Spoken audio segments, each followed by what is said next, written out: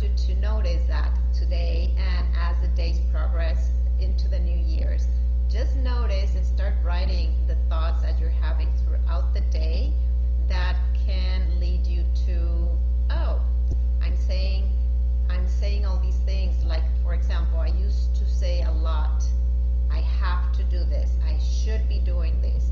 I would worry so much that things would not go well. I was driving around, for example, and being late to an appointment, and then I would get all the red lights, and it's like, gosh, I'm gonna be so late, everything is gonna be so bad. Well, guess what? I learned all these 15 years that how we speak and what we think is what we get. So menopause, a lot of times women in menopause are just thinking about turning off the fires, turning off, like, oh, I'm having a hot flash, what can I do for a hot flash?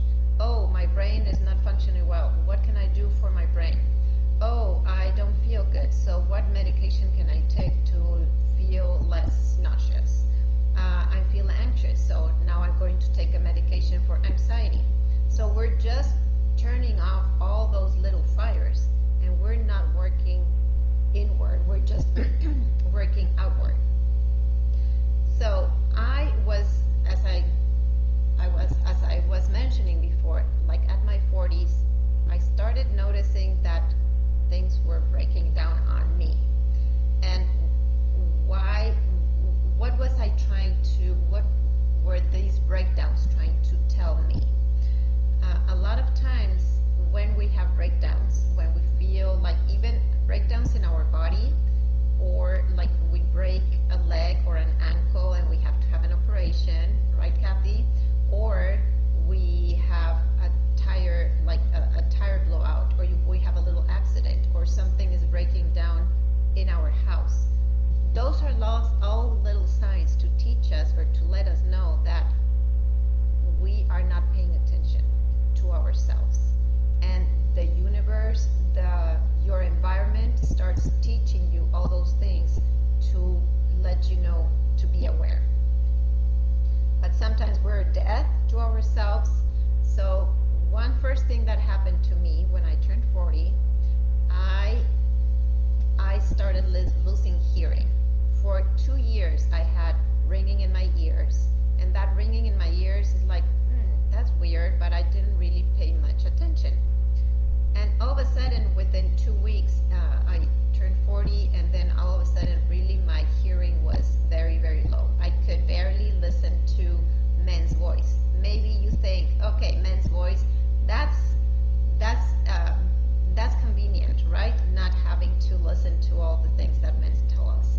But it was not really convenient, because I was really feeling left out of a lot of situations, parties, events, even the kids' events, and like the reunions and meetings. I could not understand part of it. So I felt lonely, I felt left out without hearing. But what I learned also with this, the message was, okay, don't look outside for confirmation, for expecting everything to be right upon the ears of others, all the opinions of others. It kind of taught me also to go inwards. What is my opinion of myself, and how can I grow? So I started learning more about spirituality and connecting myself, and started meditating and taking some time to reflect. So this itself started to slow me down, slow me not to go outward, but to go inward, to find solutions, to find the inner connection. We're so distracted with life that we do not slow down to do that. So that was number one, hearing loss, and allowed me to self-reflect and to learn more about my needs and attend those needs. Then I had a blurry vision. Who here has had blurry vision or uses glasses?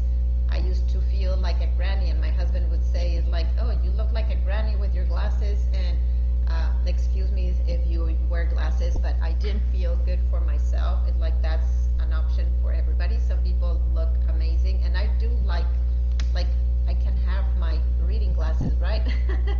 But I didn't feel like myself anymore, and for me it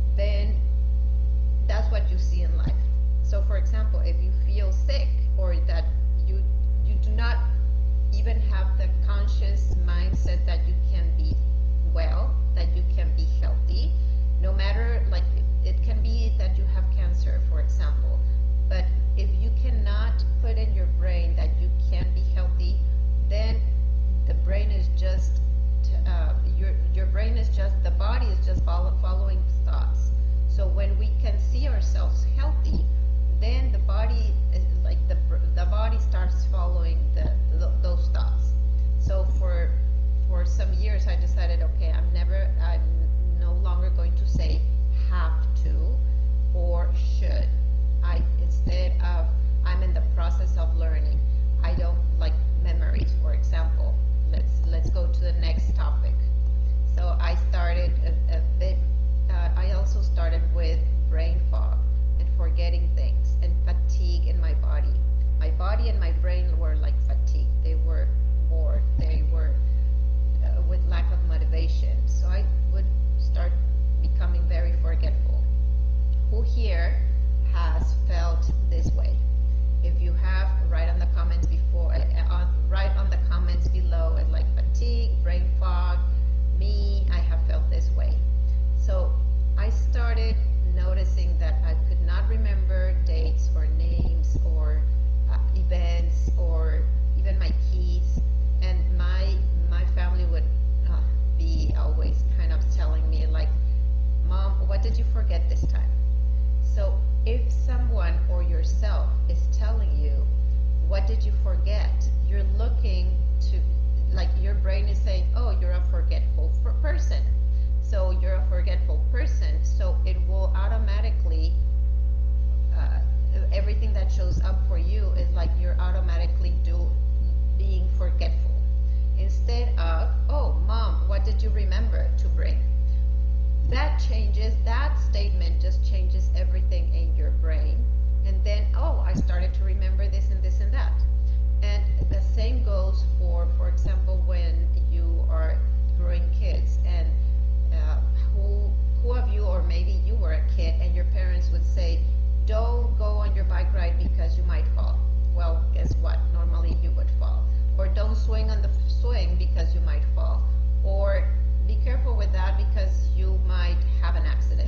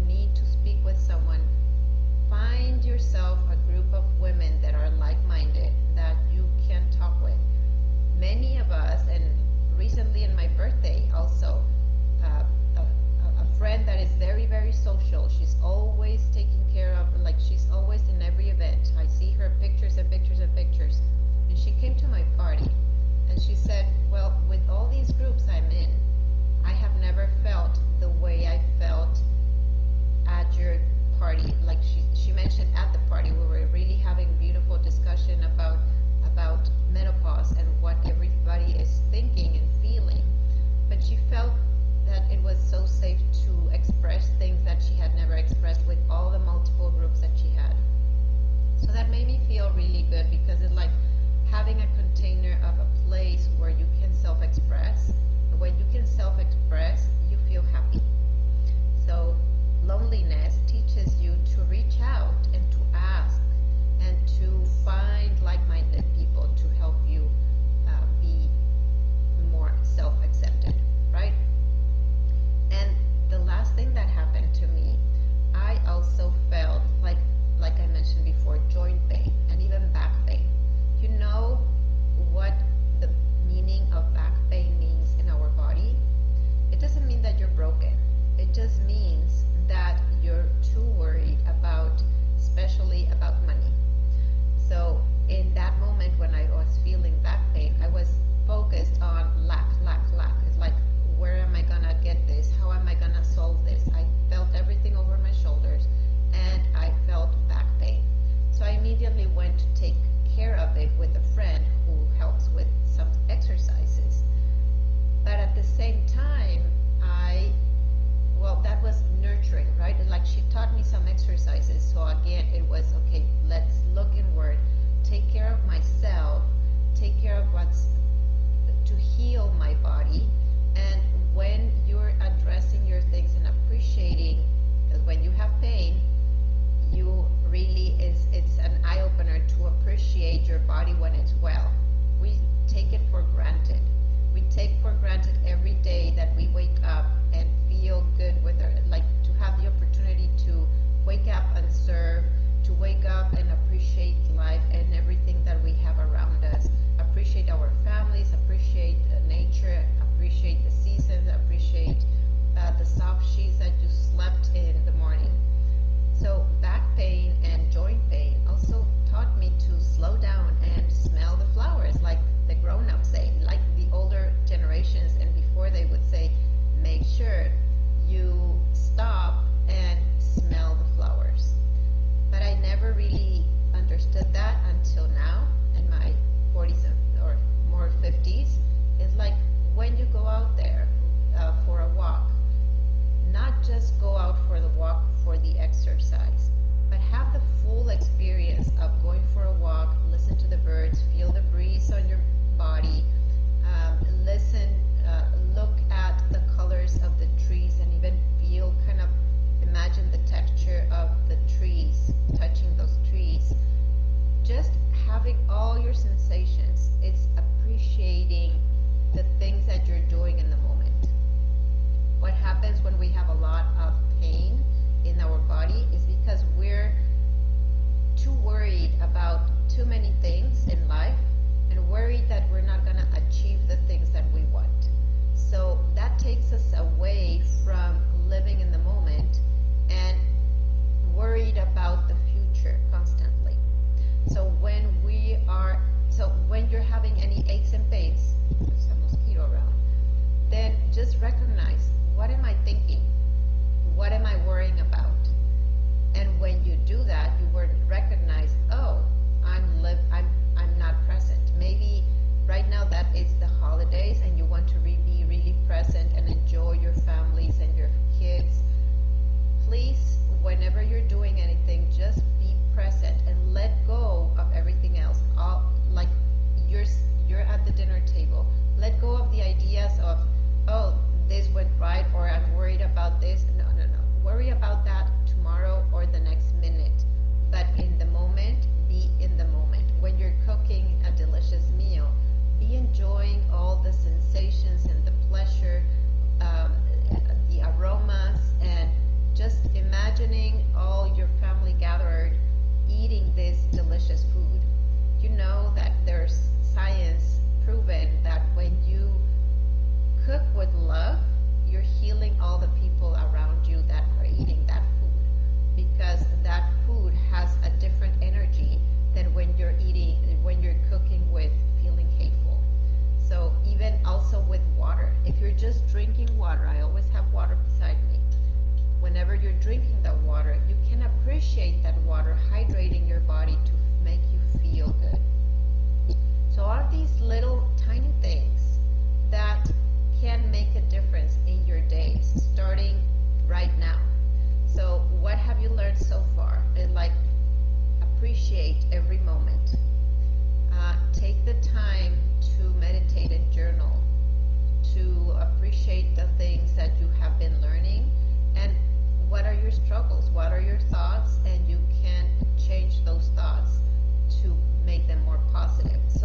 start recognizing those.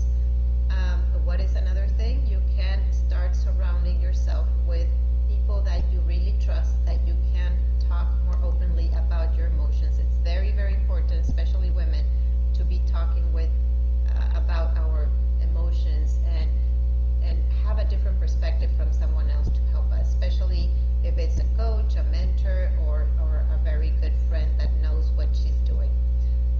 Another thing is eat some more healthy fats during these holidays. If you want to remove yourself from having cravings, and just make sure that you have enough healthy fats. If you're going to a birthday party or to a party and you don't know what they're going to be serving, just make yourself a good smoothie with some healthy protein that can be like a powder and some healthy fats, avocado or nut butters or something. Just have a spoonful of that and you will feel so much more in tune with your body and satisfied, so you won't have cravings for all the temptations of the sweets. I'm not saying don't eat the sweets, just eat a little bit less so that you don't feel bad the next day. So that was a little commercial. So what did all these things, all these breakdowns help me with? Learn. It helped me learn to slow down. What happens in menopause is like our reproduction cycle or system is slowing down, is no longer being needed because it has stopped being in its purpose, which is to produce babies, right? To make us be able to bring birth to a newborn baby, which is a miracle. Actually, women, we are miraculous because we can make babies. So thank yourself for doing that. But appreciate that. And as your reproduction cycle slows down, you start slowing down with it. We live life living like in a rush, like in a speedo Gonzalez. We want to make sure that we have everything in order, that we can control everything, and that we have to be everything for everybody. So let me tell you, it's like when you keep speeding up or living life as a sprint, you will keep on breaking down until you learn to slow down, or your body will make you slow down so that you start recognizing and appreciating. So I would not like you to keep on breaking down. I would like for you to start recognizing, appreciating, journaling, meditating, slowing down, creating that special time in the morning for you, only for you. When you start your morning with like a set of actions that you do, like a morning routine, then it's slowly you build on that habit and you start feeling really great with your days, because then you're managing your emotions, you're managing your day, you're feeling great. So hopefully you are learning something. So tell me in the comments below, what is one thing that you're excited about the new year, and how do you want to feel? So I want you to answer these questions.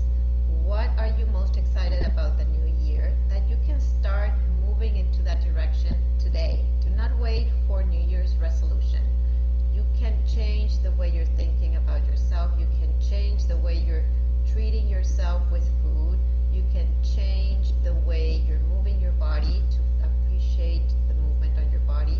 You can even wake up in the morning and say, thank you for a really restful sleep, or thank you for a very comfortable bed that I have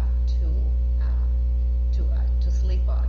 Or maybe even appreciating the food that you're eating before you see that food, and think about all the people who made that possible for you to eat this food, and appreciate all that, because as the holidays come, the more appreciative you are, then the more vibrant and more energetic and the better you feel in your body.